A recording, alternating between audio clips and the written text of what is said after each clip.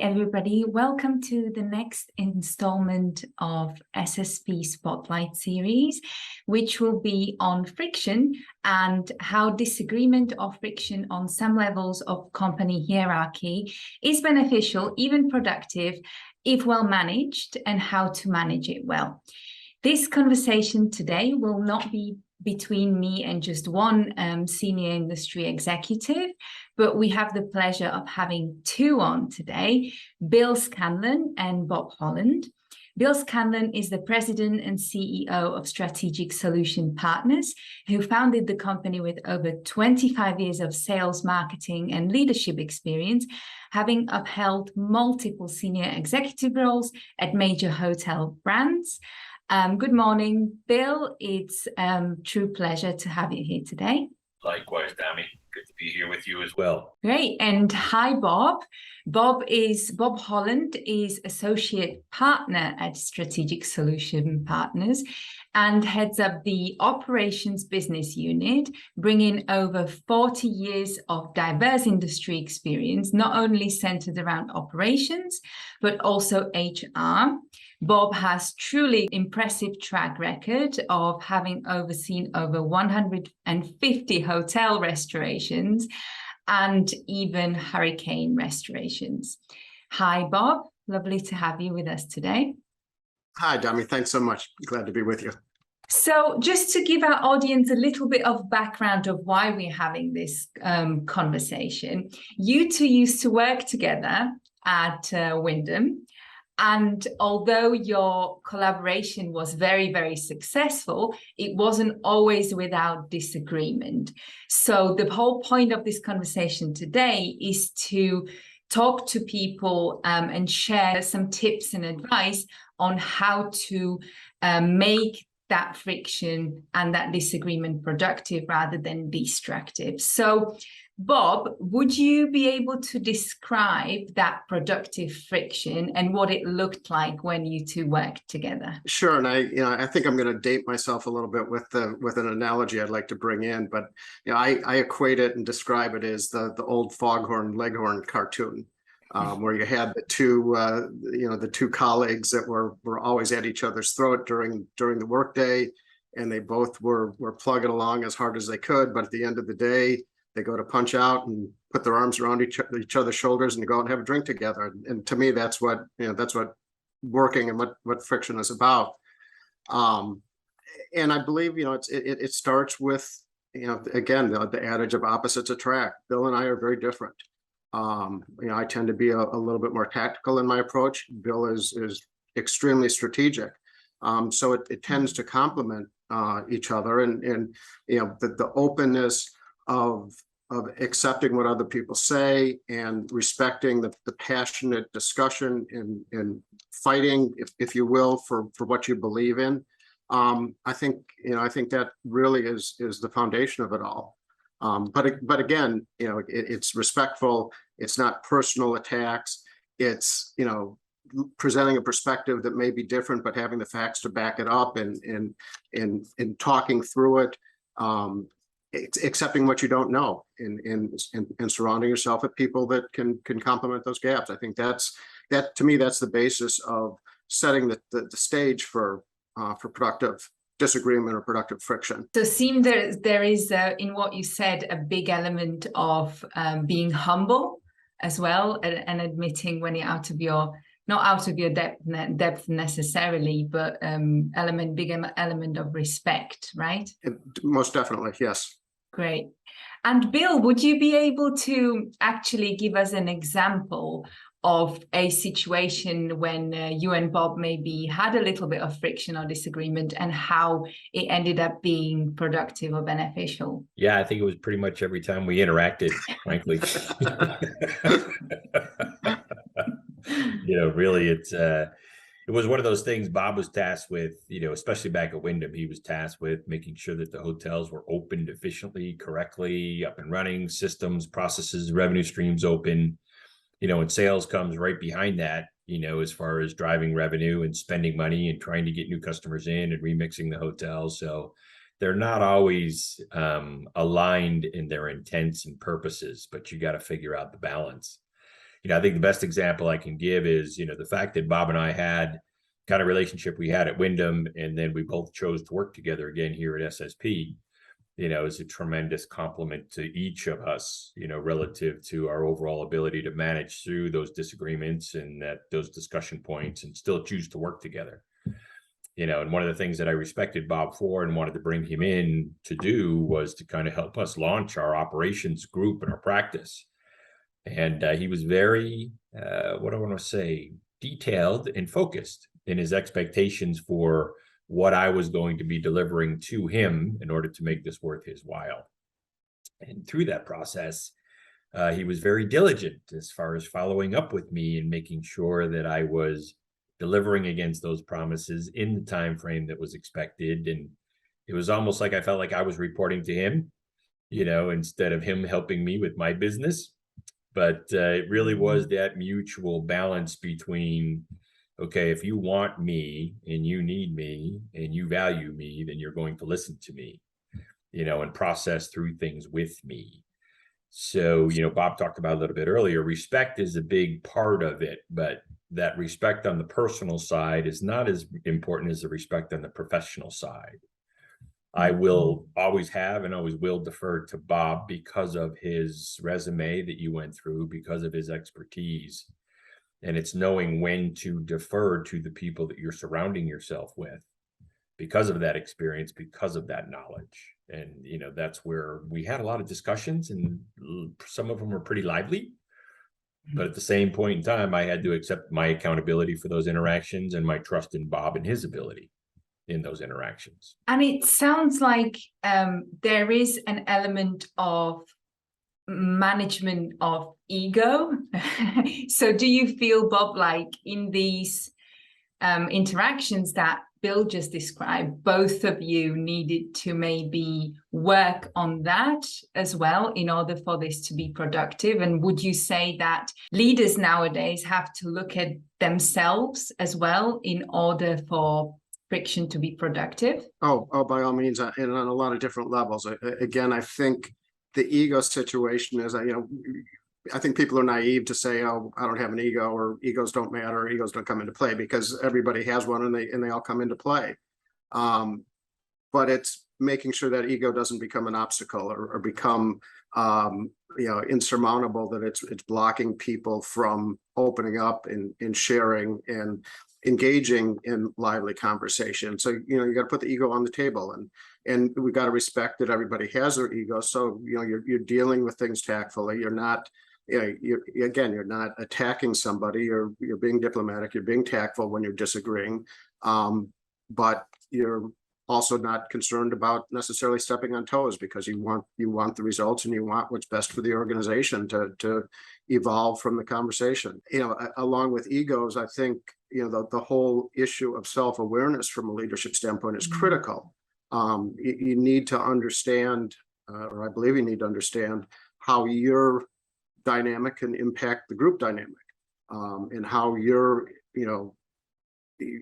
direction or your guidance is going to set the tone. Being aware of how you can impact the group, being aware how others' dynamic and personalities and management leadership style impact the group, are critical for a leader to be tuned into and be juggling and managing all those elements constantly to promote, again, constructive conversation, lively conversation, and the ultimate goal is a better solution, because you've got involvement, engagement of a team instead of just one or two people participating. Yeah, and I would agree with you, Bob. I think when things escalate, that's when ego's kicked in. when you start to get passionate and emotional about things, that's when ego typically kicks in, because now you're starting to feel that challenge, which goes back to that self-awareness and understanding what your triggers are in order to manage those conversations more productively as a leader. So yeah, great points. So I'm really glad that you touched on that self-awareness, because my next question, just piggybacking on that, would be, do you think that a leader, when deciding to what extent they are going to encourage friction, should first assess themselves and see to what level they are comfortable with it, and whether they can manage it? Oh, without a doubt. I think that now more than ever, with the strain on resources, with the lack of infrastructure, with, pressure to produce, financial results to owners who have been waiting for returns. Now more than ever, knowing yourself is where you start, because you have less resources. You've got smaller teams. You've got people that may or may not have the same level of experience, but do bring a lot of talent and resources to a discussion. So being able to sit in a discussion and ask a question where you'd rather make a statement is very important. And you can't do that unless you understand yourself. And again, I think a trigger that people need to be aware of is, as their passions are being escalated in a conversation, that's letting them know that they're getting close to the point of needing to step back and allowing others to interact in order to get to where they need to go. Because as a single source leader at this point in time, it's never been a good practice, but it is something that now you can't afford to be that way. If you're prescriptive, you're not going to have your team for long. If you're dictatorial, people are not going to contribute. So it starts with yourself and knowing what your triggers are and working your way out from there. So both of you really seem like you're very comfortable with friction and managing it. So would you be able to tell us how you managed it, and maybe what levels you would allow it, or if you think that friction is beneficial on every level of institutional hierarchy, or maybe on some more than others? Bob, I'll start with you. And I think, again, kind of making this more the prequel, before you can just jump into these types of conversations where you might have some people that, are comfortable doing this, you need to set the stage. I mean, the organization's culture, the level of trust within an organization, the creation of a safe space that it's okay to say what you think. It's okay to say something stupid. You're not going to get jumped all over. Kind of setting those norms and letting that culture build within the organization is going to make the conversations that much more productive. And I think it's interesting, with what Bill and Jacqueline have done with SSP, they had the luxury of starting with nothing. You're starting with a blank piece of paper. It's not an existing organization. They built the organization the way they wanted it. And so from the get-go, this has been built into the culture, and it's I might be diverging a little bit from your question, but as the organization's grown, we're experiencing everything that any company does, and that's how do you keep the culture true? How do you live by your mission, vision, values? How do you use that as your first filter in everything you do, and move from there? But once you've got that established, I think it's much easier to get people to engage and participate in lively conversation and in disagreement, and say what they really think, and not necessarily what the boss wants to hear. And as far as it relating at all levels within an organization, I think it does. But the leaders' expectations of what's going to come out of those conversations is going to be different based on the different levels. I mean, it's walk before you run. So as you're working with lower levels in the organization, you're going to have to coach people through this process. It's a development tool. People have to learn to participate this way. And again, over time, they see there aren't repercussions and there aren't ramifications for saying something that might not be the popular line. And that just tends to grow within the organization as you get up into the higher levels, you can spend less time, tiptoeing around it. And again, you've got a team that's worked closely together for a period of time. People are more comfortable with each other, and it lends itself to much more productive results and performance. Yeah, managing, conflict is one of those words, Dami, that we don't even use it. I mean, conflict is not in our vernacular. It's more around discussion and debate. So when you say conflict, that already escalates any conversation you're going to have, so it's really all about, as Bob said, our culture is really around discussion, open dialogue, candid, professional, things in those terms. But again, that's something that you could apply anywhere. relative to that. But I would expand the conversation and just say that, debate and discussion is managed from the very beginning of any topic. You want to, as Bob had alluded to earlier, if I'm talking to Bob, I can be much more direct and blunt in my conversation based upon his tenure and his experience. If you and I were talking about something that we had a disagreement about, I would approach you completely different based upon our relationship and what you know about what I know, and vice versa. So it starts with that one-on-one interaction, so that if you get into a group discussion and you're having that dynamic, you've already built that trust with the individual one-on-one. You already understand how that individual is going to react if challenged publicly. You understand how those personalities mix in that discussion. So you, as the leader, are really responsible for orchestrating and facilitating the discussion towards the productive output that you want, and managing it when it's moving in a negative direction.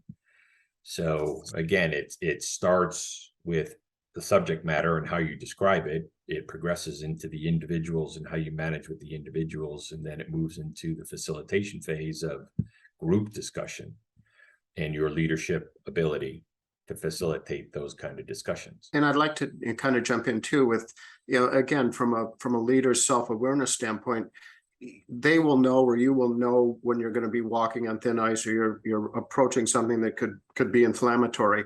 So as Bill said, you proactively manage it, and it might be, pulling aside somebody before the meeting that you think might react in a certain way, and having a conversation that, we're going to be going down this road, and I really need you to stay on point. And again, just kind of, coaching the people based on your knowledge of their, their styles, their personalities, and, based on your relationship with them, that they'll be receptive to it. So really, just to summarize the conversation, I believe there are so many actionable takeaways in what you said, and it truly feels like conflict management and prevention of conflict happens from the get-go, from when you start working with someone, because from what you both said, it's really about knowing yourself to determine what level of friction you can allow. Setting up the culture in which people feel comfortable talking, and then really building relationships with your teams, so that you know how to talk to every single one of them, to prevent any unpleasantness and any conflict. Would you say that that's a fair summary, I Bill? would say yes, from my perspective, but it's not a matter of preventing conflict. It's not a matter of preventing, disagreement. It's a matter of creating the opportunity and the environment that allows you the level of discussion that you need. Right. There's no such thing as, kumbaya 365 days a year. It just doesn't happen. Mm-hmm. So it's a matter of, okay, great. I've got Bob and Dami and 4 other people in a room with me.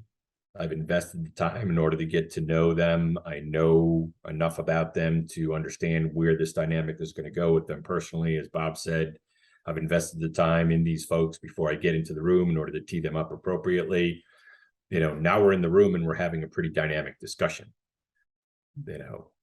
You want that dynamic discussion. Why do you want that? You want that because you're valuing the inputs. You're valuing the exchange. You're actually teaching them how to manage this through this conversation, as well as soliciting and eliciting, the viewpoints and the information and the feedback that you have to have in order to move the organization. So this is not a matter of avoiding it. It's a matter of making it discussion, not conflict. Again, the word conflict isn't in our vernacular. So it's more about dynamic discussion, and that discussion at times can escalate. And part of that escalation is because of people's passions, and you want all of that. You want that energy, you want that creativity, you want that verve. You just want to be able to kind of facilitate it, before you get in the room, and then facilitate it while you're in the room, and then do damage control afterwards sometimes, because people will leave the room and they'll have their egos bruised and may not necessarily be receptive. But again, it's that follow-up which continues to build that trust, build that relationship, build that communication, which eventually allows you to just sit there and bang, bang, bang, bang, bang. You know, now you're knocking through the whole process. Everybody gets it. They're nodding. They're okay. They're mutually respectful of each other's, you know, skills relative to their individual areas. And next thing you know, the organization is moving so much faster and so much quicker because you're not having to deal with the politics. You're not having to deal with the bruised egos. You're not having to deal with, you know, the backstabbing and everything that goes along with that. Bob, what do you think? No, I mean, I agree 100%. And again, I'm a believer that if there's conflict, it's going to manifest itself somewhere down the road, because just like you say, egos are bruised, people feel uncomfortable, people feel insecure, and it's human nature to try to deal with that. So, you know, if it gets to the point of conflict, you know, your work is in damage control is much harder. And there's, you know, again, there's always scars from conflict, and you're not sure how they're gonna surface or when they're gonna come up. But it's not conducive to a well-running organization. Well said, Bob. So I love that notion of investing the time and open discussion. So I just want to thank you for this discussion and investing your time. There have been lots of actionable takeaways for our audience. So thank you ever so much. And I hope to speak to you very soon. Thanks so much. Likewise, Tommy. Thanks so much.